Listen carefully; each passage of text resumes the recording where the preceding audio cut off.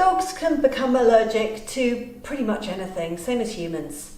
So sometimes they can become allergic to fleas. They can get flea dermatitis, where even just it's the saliva that the fleas have that causes the allergy. So even just one flea can cause an all-over reaction and make them very itchy and very uncomfortable for many weeks, long after the fleas have gone. And that's quite common. Food allergies, there's all sorts of things that dogs can be allergic to, some which can be quite serious poisons to them.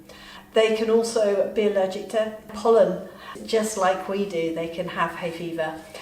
Cleaning products can make them ill. Cigarette smoke can affect them as well. And they can also just be allergic to pretty much anything that anyone else can. So it can affect their ears, their skin, their faces, their coats and the hair, and it can also affect their feet. If they have some sort of a skin allergy, then it's helpful to wash with cool water, and your vet might prescribe an antihistamine for them as well, which can be very helpful.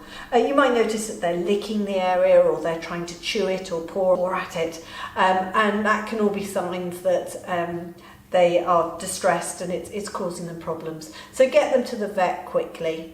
It is possible for them to have an acute anaphylactic reaction as well, so an all-over body reaction, particularly around their faces and their throats as well. And that is extremely serious and a life-threatening emergency. Get them to the vet as quickly as possible, ideally lying down with their rump slightly raised. They will need help fast. If it's been caused by a bee sting, then if you're able to see that the sting is still in there, scrape it out with your thumbnail, because that actually will reduce the amount of poison that can end up in their system. So allergies can affect your pets. Your vet can help, but if it is an acute anaphylactic reaction, that is a life-threatening emergency.